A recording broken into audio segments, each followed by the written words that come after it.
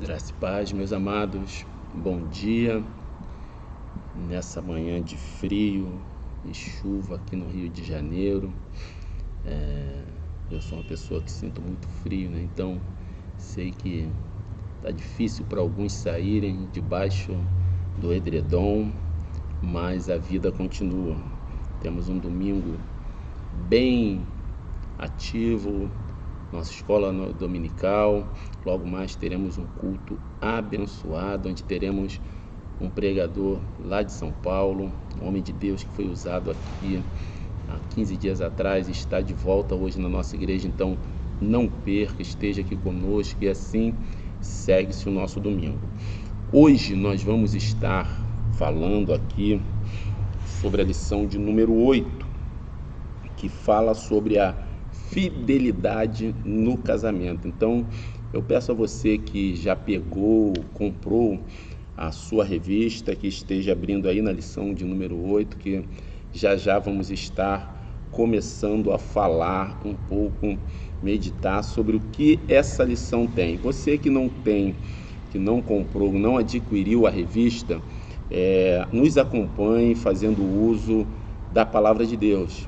Esteja com a tua Bíblia aí do lado, porque nós estaremos fazendo menção da Bíblia.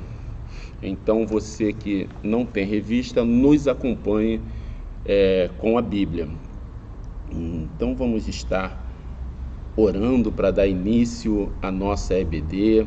Convide o máximo de pessoas que você puder, chame a família. Nós estamos no mês da família, então é muito importante que você priorize a sua família. Hoje é uma lição tão atual, um tema tão forte. Fala sobre fidelidade no casamento. Nós vamos falar sobre adultério durante a lição. Então é importante que você esteja com a família reunida, que você esteja compartilhando essa live, compartilhando essa aula, para que o máximo de pessoas possíveis possam estar assistindo, porque eu tenho certeza que Deus criou essa ferramenta nesse momento para estar ajudando, atingindo lares, mudando vidas. Temos ouvido testemunhos de pessoas que têm sido alcançadas por esse meio de comunicação, por essa nova ferramenta que nós estamos usando, que é a internet, que são os cultos online, que são as nossas lives. Então compartilhe, convide o máximo de pessoas possíveis para nós podermos estarmos juntos, aprendendo um pouco mais da palavra de Deus. E qualquer dúvida, qualquer comentário, você faça aí, que nós estaremos respondendo assim que possível. Agora durante a aula não dá, mas depois nós estaremos vendo todos os comentários, todas as indagações, e estaremos respondendo. Então nós pedimos que escola dominical é assim, né? Apesar de ser online, a participação dos alunos, a participação dos ouvintes é fundamentalmente importante. Então participe conosco. Estamos aqui para ouvir e tirar todas as dúvidas, darmos todos os esclarecimentos possíveis. Amém? Então oremos. Senhor Deus e Pai, louvamos o Teu nome, ó Deus querido, por mais um dia que o Senhor nos concede, pela manhã desse dia que acordamos, ó Pai querido, porque o Senhor assim nos permitiu. Reconhecemos que a Tua boa mão, ó Deus querido, fez isso, a Tua misericórdia que se renovou nesse dia. Pai, dia esse que a Tua palavra diz que é o dia que o Senhor nos fez para nos alegrarmos em Ti, para, Pai querido, regozijarmos-nos em Ti, Pai. Então, ó Deus querido, te pedimos que nesta manhã, deste dia, o Senhor usa-nos, ó Pai querido, como canal sobre a vida dos Teus filhos, ó Deus amado. Ó Espírito Santo, desde já eu te peço que o Senhor entre nesse lar, traga paz, traga esclarecimento, Pai querido, que as ciladas do inimigo sejam desarquitada agora, Pai querido, para a glória do Teu nome. Eu te peço, ó Senhor, que o Senhor esteja, ó Deus querido, falando através desse telefone, falando através desse aparelho de televisão, ó Deus querido, para que, ó Senhor, essa pessoa, ó Deus amado, que precisa ouvir a Tua palavra, que hoje acordou pedindo uma resposta, ó Deus amado, seja, ó Deus querido, impactado com esta aula, Pai, pois é um tema de fundamental importância para a vida dos casais, ó Deus querido, e para a vida das famílias. Te oramos e te agradecemos em nome de Jesus. Amém. Lição de número 8, a fidelidade no casamento. O nosso texto áureo está em Êxodo 20:14, que diz assim: não adulterarás. Não adulterarás. Êxodo 20:14.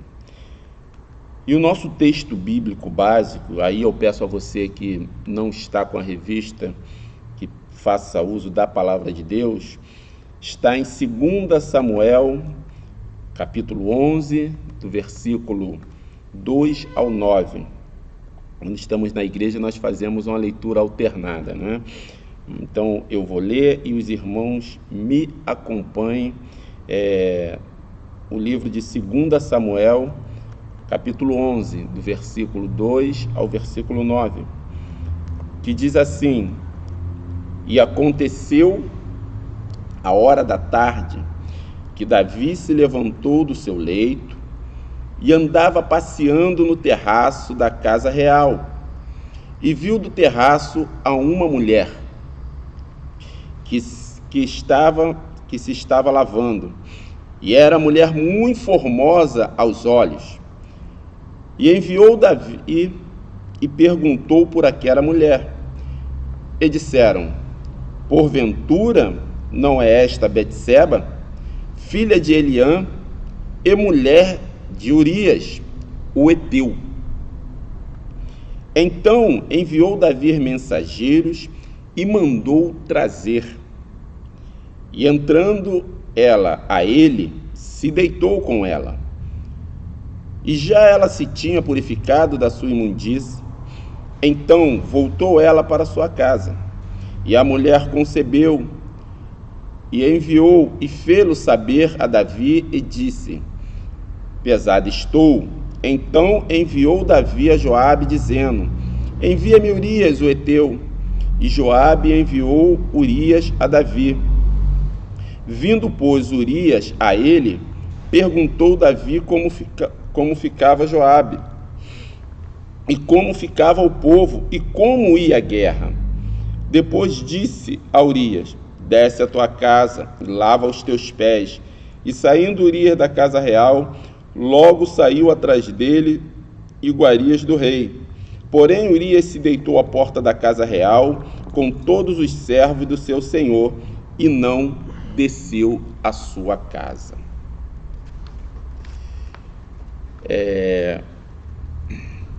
Nós acabamos de ler aqui, né, um texto muito conhecido, que fala sobre o adultério de Davi, que fala sobre a mentira de Davi, que fala sobre o assassinato de Davi. Todas as loucuras que Davi fez por ter cometido um pecado de adultério.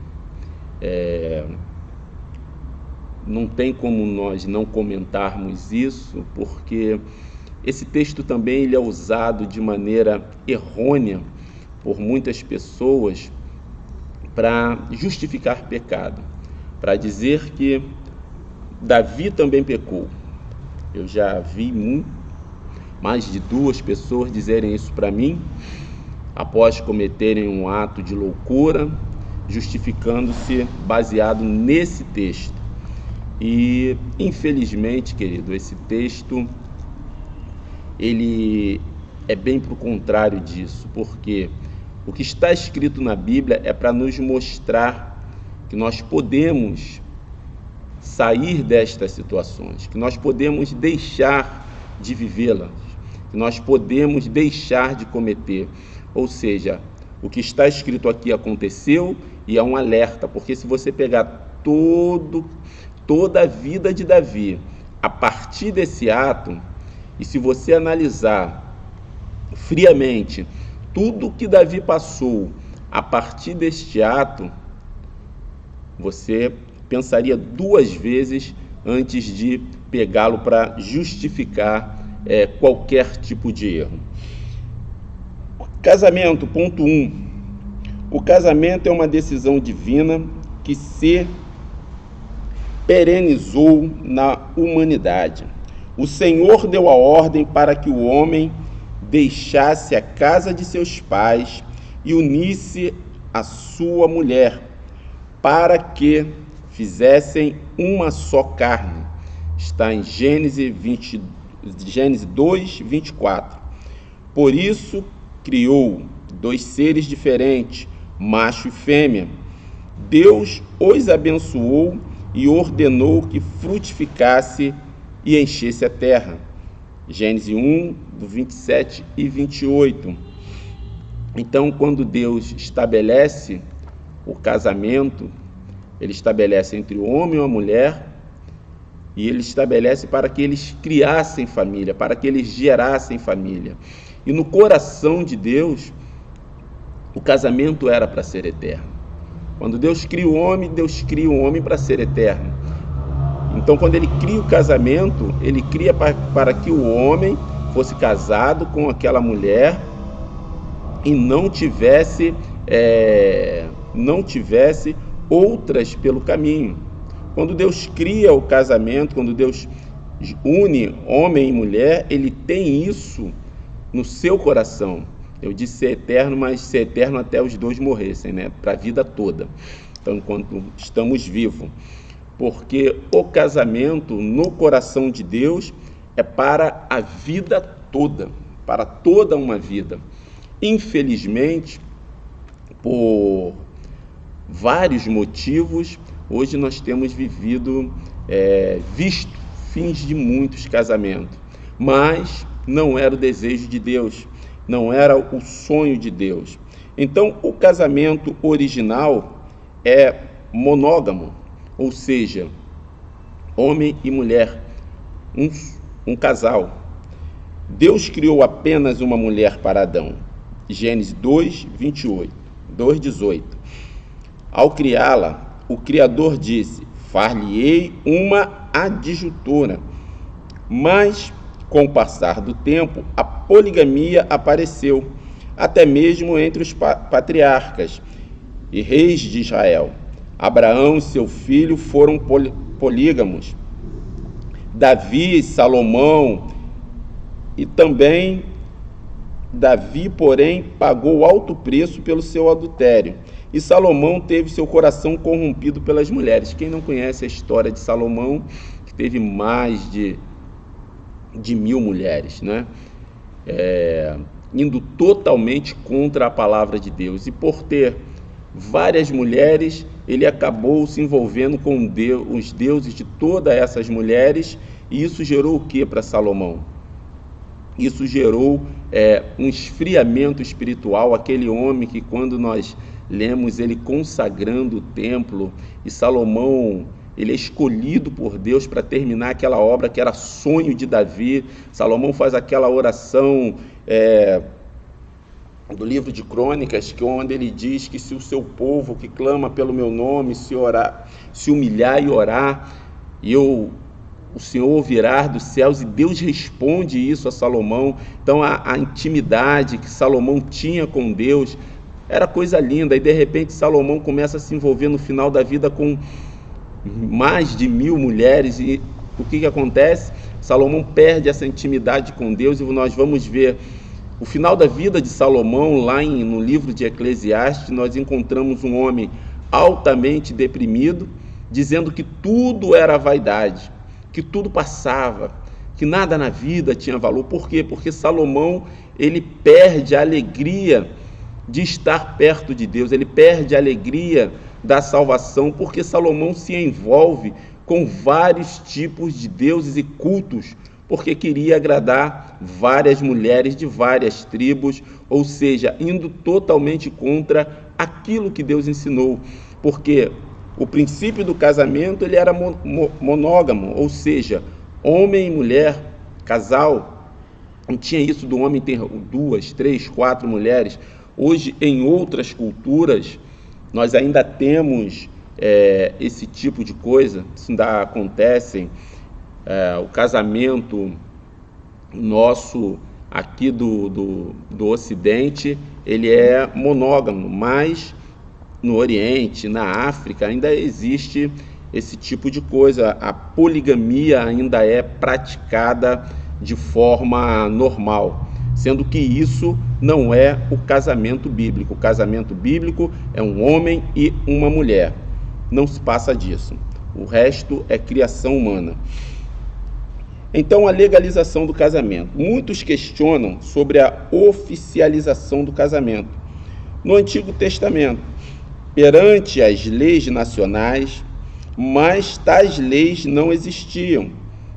Então, as pessoas crentes, eu não consigo entender que ainda hoje as pessoas questionam isso, perguntando por que no Antigo Testamento não se casava da forma que se casa hoje. Já ouvi isso até mesmo de pregadores, que não se tinha nada oficializado. Você vai pegar a Bíblia dizendo que Isaac entrou em sua mulher e conheceu sua mulher. Então o casamento naquela época era como? Era dessa forma. Era um cerimonial e uma festa que durava dias e um ato de acordo entre os pais. Não tinha o que nós temos hoje, que isso foi criado bem para cá, depois da igreja cristã, as autoridades, os casamentos serem legalizados pelas autoridades, como acontece aqui no Ocidente. Então, a legalização do casamento não foi registrado em cartório e sempre foi assim na humanidade. O casamento, no entanto, pressupunha um ritual que podia levar dias. Como eu falei, era mais uma festividade naquela época. Na cerimônia, além de farta refeição, havia uma vestimenta especial usada pelos convidados. Os noivos cobriam a noiva com uma manta. A aliança era feita não apenas entre os noivos, mas entre as famílias, e demandava certos feitos entre os pais. Os noivos, portanto, não tinham direito de escolha. Além disso, havia pagamento de dote. Essa prática ainda existe em alguns países do Oriente. Aqui no Ocidente não acontece muito isso não, mas no Oriente, em África, na Ásia, nós ainda temos essa prática de casamento. Volta e meia você vê num documentário aí que uma menina de 3, 4, 5 anos foi dada em casamento para alguém. Isso ainda é prática que atinge essas nações, que normalmente não são cristãs. Não são cristãs. Então, o casamento instituído legalmente no mundo é uma prática recente. Os reformadores, no entanto, defendiam que, por se tratar de uma aliança, devia ser amparada pelo Estado. Então, em 1791, a França admitiu isso. O casamento ele começou a ser regularizado pelo Estado. Já no Brasil, não. No Brasil foi oficializado pela Constituição de 1892. Antes disso, o casamento era feito somente pela igreja, era oficializado pela igreja. E isso mostra o quê? Que o casamento, tanto no Oriente como no Ocidente, ele sempre está seguindo um cerimonial. Independente da religião, o casamento ele sempre é tratado com uma forma espiritual. Então, no passado, o casamento era feito de que maneira? Ele era oficializado pela igreja. Os romanos instituíram isso. Em outras religiões, eles continua dessa forma, para ver como o casamento é algo sagrado, é algo puro, é algo que envolve espírito, alma e corpo.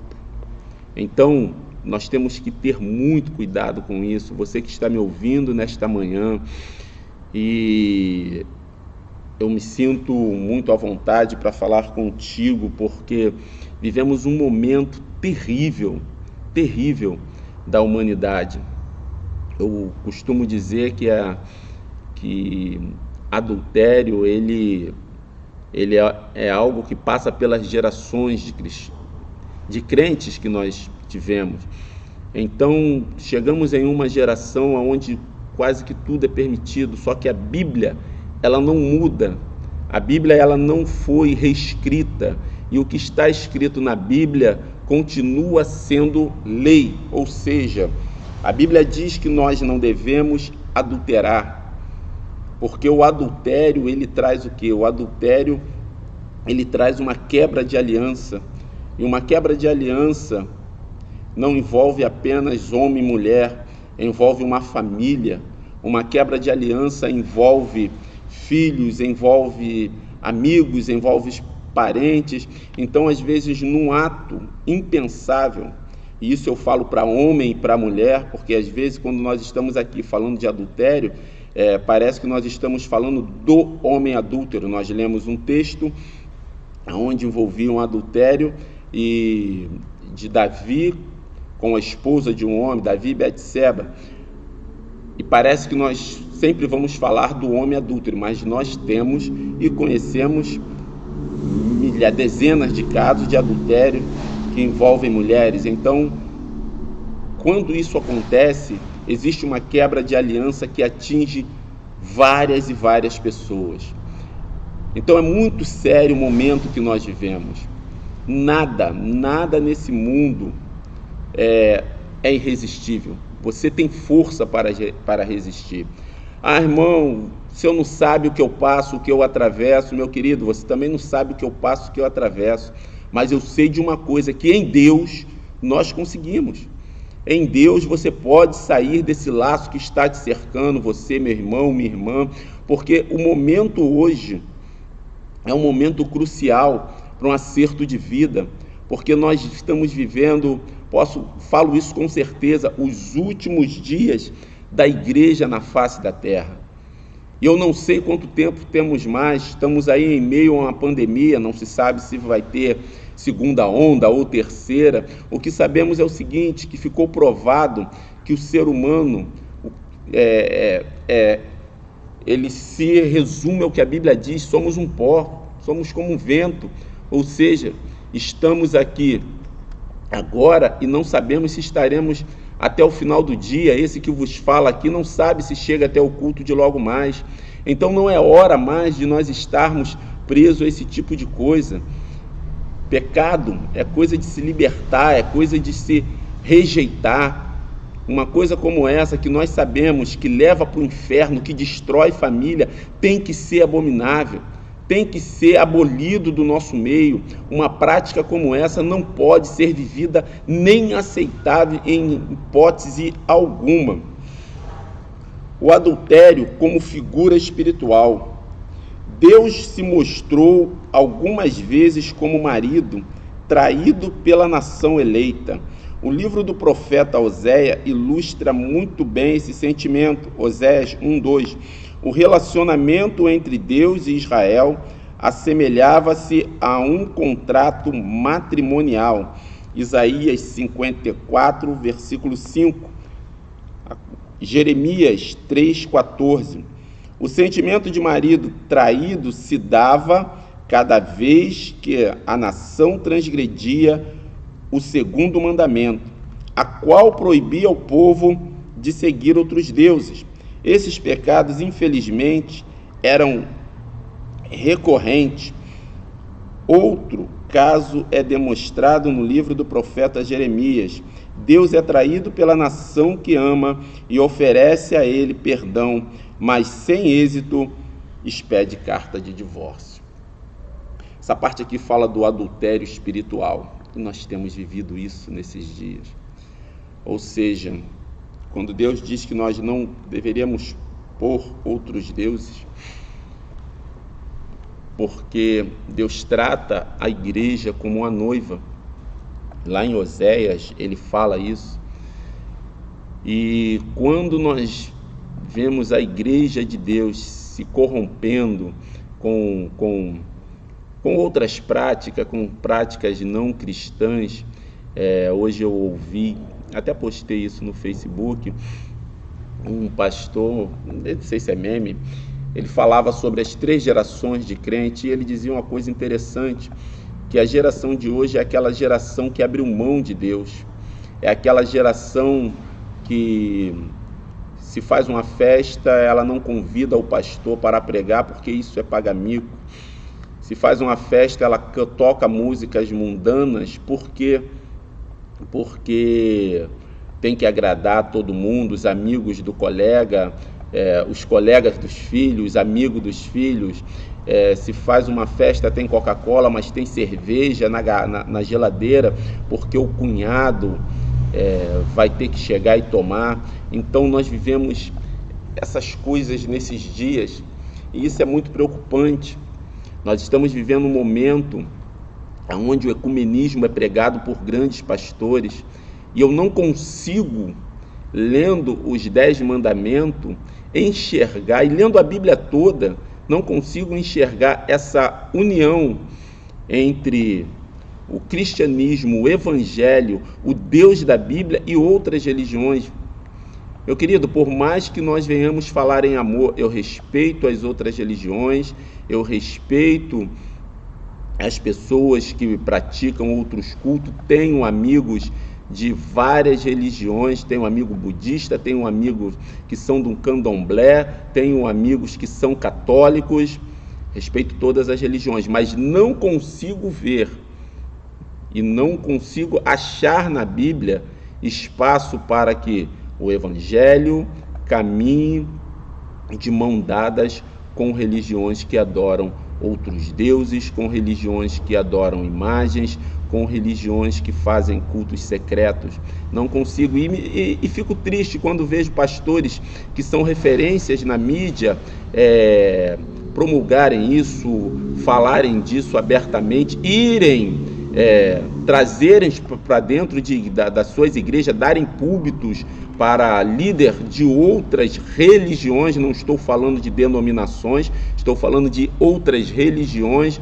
E quando essas pessoas fazem isso, elas acabam mexendo, pelo poder que tem na mídia, com a mente de muitas pessoas, e hoje nós encontramos essa fragilidade espiritual, que para Deus é considerado adultério. São adúlteros espiritual, são adúlteros que têm governado o povo, que têm levado o povo, e infelizmente essas pessoas conseguem arrastar multidões. Não preciso dar nome, é só você dar uma olhada nas redes sociais, clicar alguma coisa no Google tipo ecumenismo, e você vai ver como isso tem se propagado no meio do povo cristão. O tal do não tem nada a ver, o tal do amor que está acima de todas as coisas. Sim, reconhecemos que o maior dos mandamentos é o amor, mas também reconhecemos que Deus é justiça, reconhecemos que Deus ele é fogo consumidor, que com Deus não se brinca. Estamos brincando com Deus. Da mesma forma que se trai um marido, que se trai uma esposa, estamos traindo o nosso Criador. Então, vivemos um momento terrível, talvez pior do que a traição matrimonial, é a que vivemos agora, a traição espiritual, porque da mesma forma que a outra leva para o inferno, mas tem trazido o esfriamento de muitas e muitas pessoas.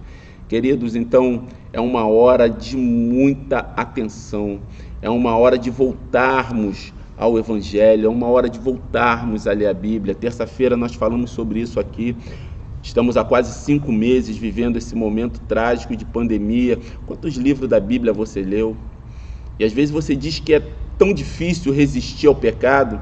Quanto tempo você passa na frente de um celular? Quanto tempo você passa na frente de de uma tela de computador? Quanto tempo você passa lendo a palavra de Deus? Quantos livros da Bíblia você conseguiu ler esse ano? Porque o que nos alimenta, o que nos dá força para caminhar é isso aqui, irmão. Não tem outra coisa. É a palavra de Deus. E nós estamos perdendo isso. O crente tem perdido o hábito de ler a Bíblia. E quando nós não lemos a Bíblia, que é o que nos fortalece, que é a nossa vitamina, que é o que nos dá força para caminhar, como é que nós vamos ter força para fugir do pecado? Aí, sabe o que acontece? Ficamos lendo o texto de 2 Samuel para quê? Para nos justificar os nossos pecados e as nossas falhas. É o que nós estamos vendo há mais de 10 anos. Pessoas justificando o pecado, pegando o pecado da Bíblia, quando não era para isso. O que está escrito aqui é para que eu possa evitar, para que eu tente evitar, para que eu não pratique. Porque tudo que está aqui tem consequência, tanto de certo quanto de errado. Então, infelizmente, vivemos esse momento. O adultério espiritual na Bíblia era tratado com morte. E até antes da carta de Moisés, lá em Deuteronômio, o adúltero também morria, só que só morria a mulher. Aí Moisés dá carta de divórcio para quê? Porque aí a mulher ficava viva e o homem se divorciava dela. O adultério espiritual da mesma forma. Se você pegar Deus nas grandes batalhas, nas grandes guerras, a ira de Deus contra aquele povo que adorava outros deuses era tão grande que não sobrava ninguém. Então o adultério espiritual, ele trazia morte para todos, para toda a nação, bicho, animais. E isso foi assim por muitos anos. Então Deus não mudou. E nós temos visto uma igreja hoje que está se misturando com outras práticas, com outras seitas, com outras religiões. Isso é muito perigoso, meu irmão. Isso é muito perigoso. O tal do não tem nada a ver. É porque a música secular, ela fala isso, fala aquilo, é praticamente um hino.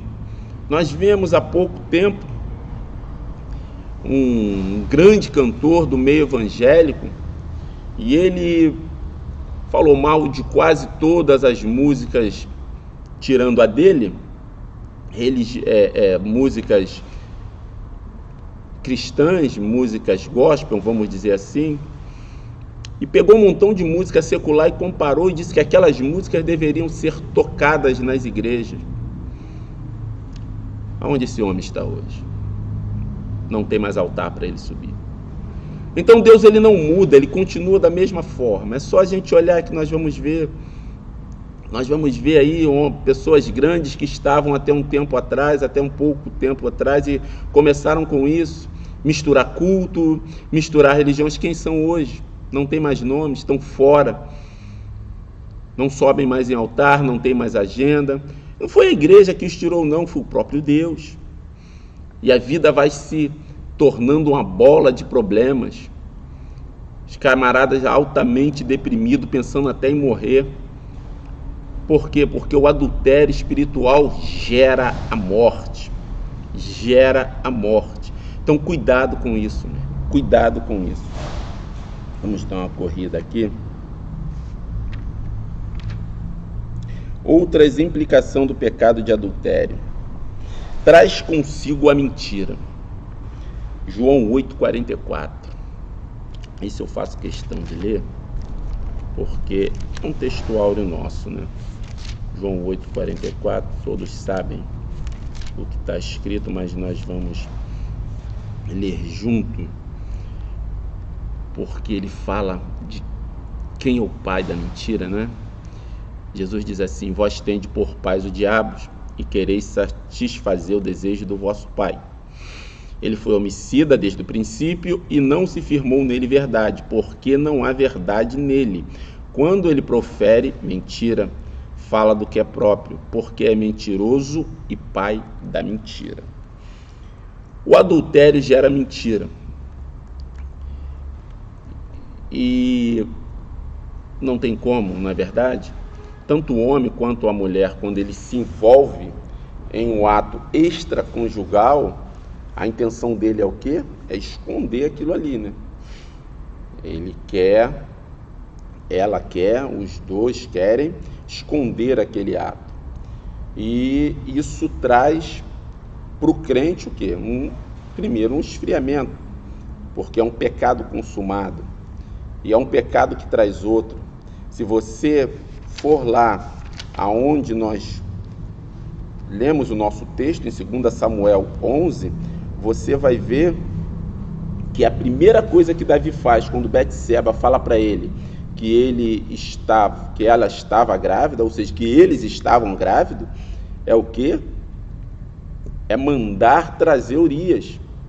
Ele já maquina no coração dele uma mentira, porque naquela época não se falava em aborto, não se resolvia da forma que se resolve hoje, né? Então o que ele fez? Ele manda trazer o Urias e ele tenta fazer com que Urias deite com a sua mulher para aí criar-se a história de que Betseba estava grávida do marido. Por quê? As guerras duravam muito tempo. Urias estaria na guerra. Como Betseba justificaria aquela gravidez? Então o que Davi faz? Traz Urias, manda o comandante da guarda trazer, tenta forçar Urias dormir com a mulher, porque quando alguém lembrasse o que ele ia falar, não, eu trouxe ele, mandei ele dormir com a mulher dele. Quando alguém lembrasse, quando os soldados questionassem, Urias ia dizer, não, o rei me chamou, eu fui para casa, o rei deixou eu dormir com a minha esposa e o filho é meu. E a história morreria. Ele foi premiado pelo rei. Só que essa mentira não deu certo, porque Urias não faz o que o rei manda. E aí, por fim, Davi inventa uma coisa pior. Ele manda botar Urias na frente de batalha, mata-se Urias rapidamente, Urias morre. Quando Urias morre, o que Davi faz? Vai lá, pega a mulher de Urias e casa com ela. E traz ela para ser sua mulher. Então, o adultério traz consigo de cara a mentira. Ninguém adultera e chega para o esposo ou para a esposa e diz, adulterei hoje. Eu te traí hoje. Não. Nega até o final. Tenta fazer algo como nunca tivesse acontecido. É um dos principais erros que nós cometemos. Por quê?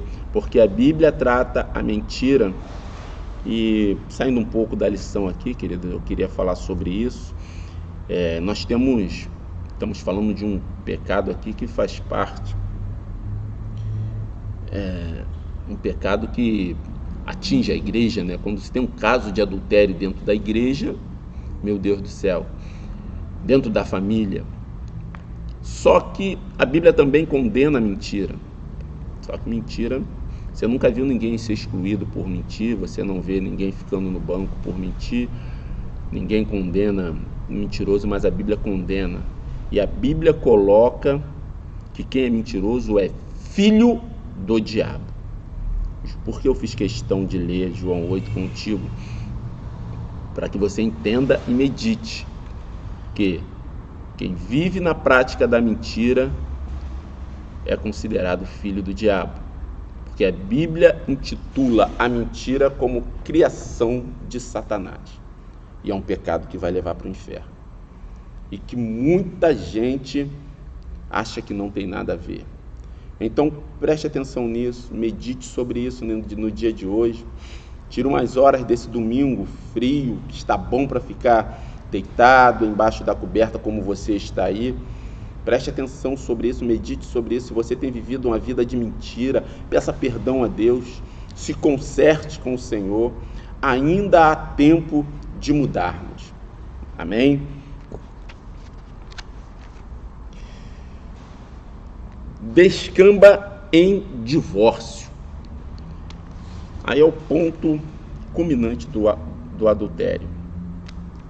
Descamba em divórcio. Dados estatísticos apontam que o adultério, na maioria dos casos, resultam em divórcio e que é sempre traumático para todos os envolvidos. A Bíblia diz que Deus odeia o divórcio, Malaquias 2,16. Mas, ao mesmo tempo, ela admite haver divórcio. Jesus explicou aos fariseus que, quando lhe perguntaram sobre o divórcio, que no princípio Deus criou macho e fêmea, falamos sobre isso no início, e que o homem deixaria a casa dos pais para unir-se à sua mulher, tornando-se ambas uma só carne. Mas eles insistiram: então por que mandou Moisés lhe dar carta de divórcio? A resposta de Jesus foi: por causa da dureza dos vossos corações. A mulher que traía o marido era digna de morte e apedrejamento, já que o marido não era capaz de perdoá-la. Que lhe desse então carta de divórcio, para que ela não fosse morta e seguisse sua vida. Aquilo que nós falamos agora há pouco, ou seja, a mulher era condenada à morte. Então Moisés faz o quê? Já que o marido não consegue perdoar ela, dá carta de divórcio e a mulher não é morta. E dados estatísticos mostram o quê? Que adultério, ele descamba para o divórcio. É a palavra que tem aqui na revista. Ou seja, culmina em divórcio. Não tem. Dificilmente um ato de adultério não vai terminar com um casamento. Já vi casos que não terminaram. Conheço o caso de pessoas que absorveu isso e hoje vive um casamento feliz, vive um casamento honrado por Deus, mas é um trauma muito forte.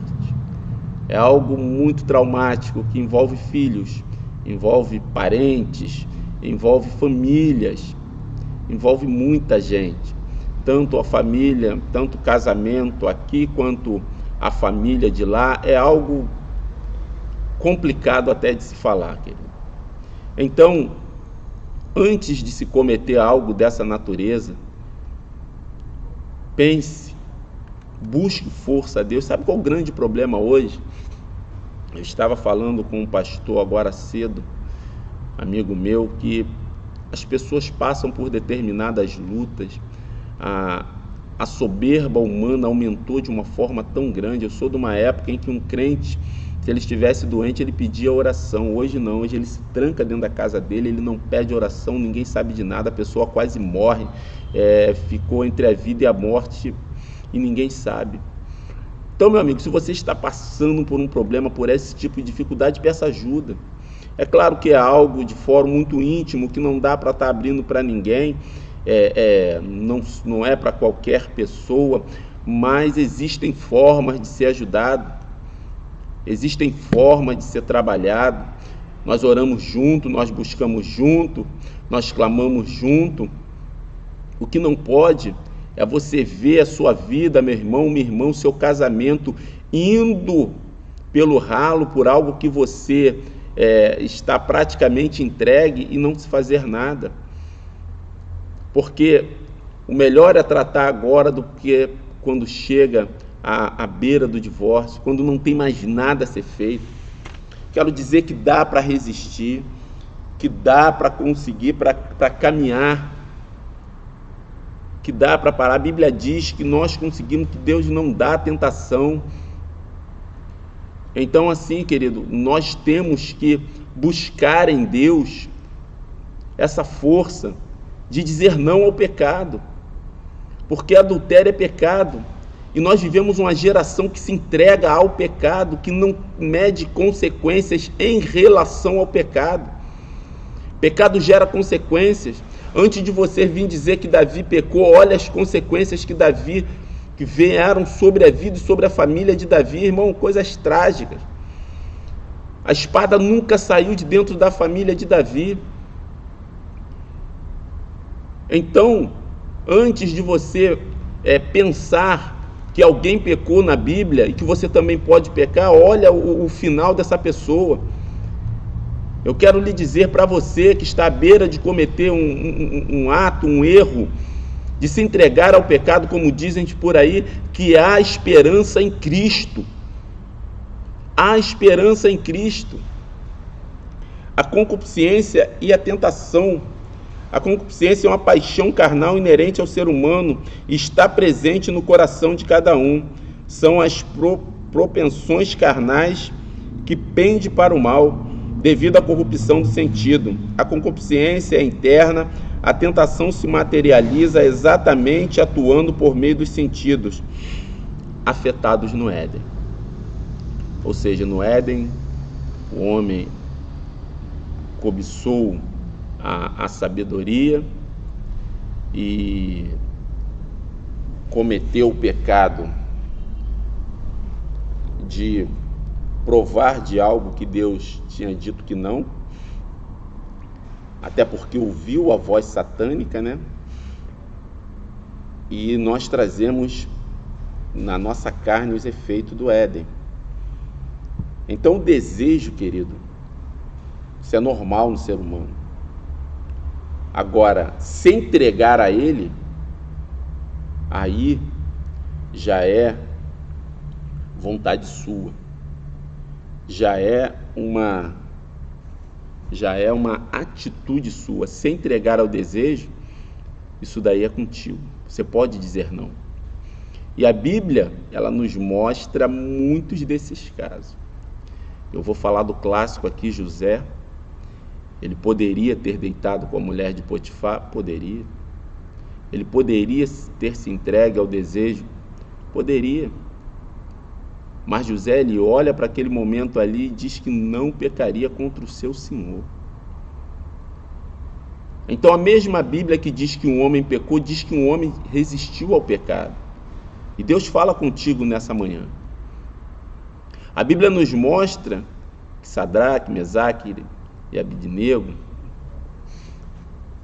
aqueles jovens, eles não se curvam aos manjares do rei. Olha que interessante. Eles não comem da comida que é oferecida a eles na Babilônia. Por quê?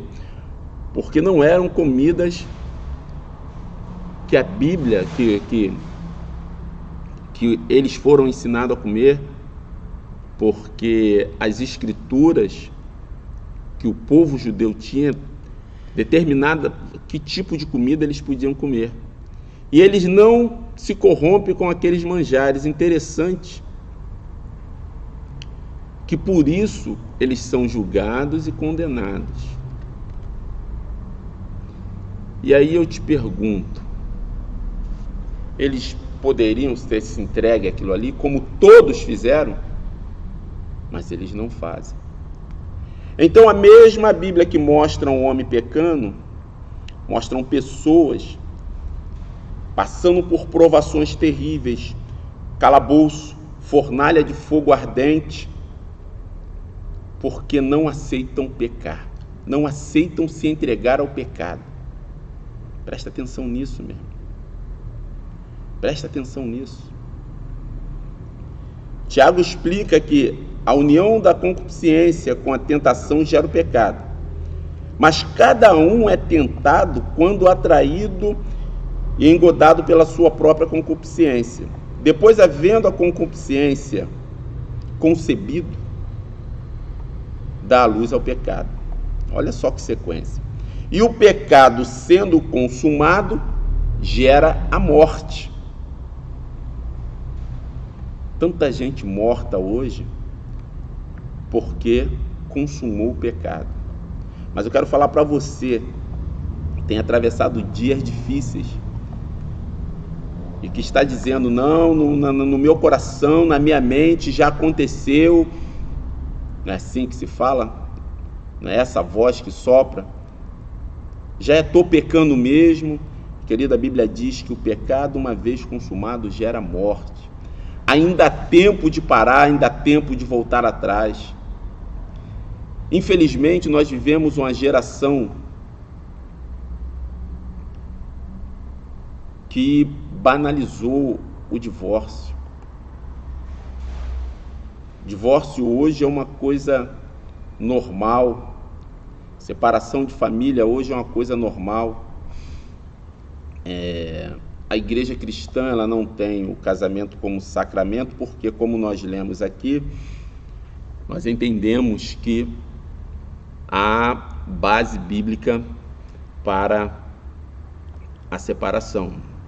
Não tem como. A Bíblia trata do divórcio. Então nós não temos como sacramento. Mas casamento é algo que Deus instituiu. E o sonho do coração de Deus é que o casamento dure para sempre, até que a morte separe. Infelizmente, pela dureza de coração, como Jesus disse respondendo aos fariseus, foi dado carta de divórcio. Mas a pior coisa que tem para uma família, a pior coisa que tem para o ser humano é quando chega a esse ponto.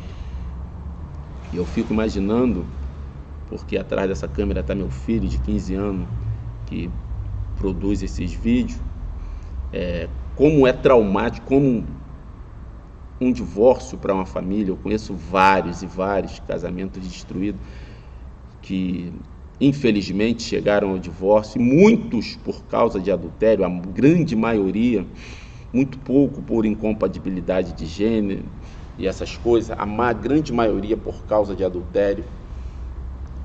O trauma que é tratar de jovens, adolescentes, moços e moças que passam pela separação de um casamento. Então a responsabilidade sobre os seus ombros, mãe, a responsabilidade sobre os seus ombros, pai, homem, mulher, é muito grande, que vai além de um momento de prazer, que vai além de um momento de não aguento mais, que vai deixar consequências que vão ir para o resto da vida. Porque um homem ou uma mulher, após casado, eles estão ligados espiritualmente, muito mais quando eles geram filhos, porque um casamento você vai ali, desfaz, tira o nome de A e de B, e vida que segue. Só que um filho, uma vez gerado, ele é eterno, não tem mais como você apagar, não tem como você deixar de ser pai ou de ser mãe, ou seja, o fruto daquela relação vai para sempre. Você vai morrer e teu filho vai ficar aí. Você pode estar no segundo, no terceiro casamento, mas o filho do teu casamento está aí. Então o trauma que isso traz é muito grande. E eu volto a dizer, há como evitar isso, há como não deixar chegar a isso. Voltemos à palavra de Deus. Voltemos à palavra de Deus. Meu querido, peça ajuda. Minha querida, peça ajuda. Não sei por quanto tempo ainda vai durar essa pandemia. Eu não sei por quanto tempo estaremos trabalhando dessa forma, mas eu sei que hoje Deus escolheu você para falar contigo dentro da sua casa. Voltemos ao Evangelho. A Bíblia, ela nos dá escape para tudo isso. Porque uma pessoa que está com a sua vida baseada na palavra de Deus, ela consegue força em Deus para escapar dos laços de Satanás. Porque tudo isso, querido, que nós temos visto hoje, são laços satânicos para destruir a família, para destruir o casamento e para destruir a igreja. Porque a igreja sem família não existe. Amém? Então essa é a nossa mensagem nesse dia. O casamento, ele envolve apenas duas pessoas e esse é o ideal de Deus. Amém? Glórias a Deus. Vamos orar. Estamos terminando a nossa aula. Eu quero convidar você para o culto de logo mais. Traga alguém. Eu quero que você vença o frio, que você vença essa onda de frio que atingiu o nosso país nessa semana, finalzinho de agosto já. Então, assim, é um frio atípico, mas eu sei que você é crente, você é servo de Deus e você estará aqui logo mais conosco, tomando todas as medidas protetivas, usando máscara, passando álcool em gel, mas venha cultuar ao Senhor. Você que pode, venha cultuar ao Senhor. Você que não pode, eu quero lhe convidar às 7 horas em ponto para estar acessando a nossa página no YouTube, a nossa página no Facebook e acompanhando a nossa live. Não deixe de compartilhar. Amém? Amém? Vamos orar.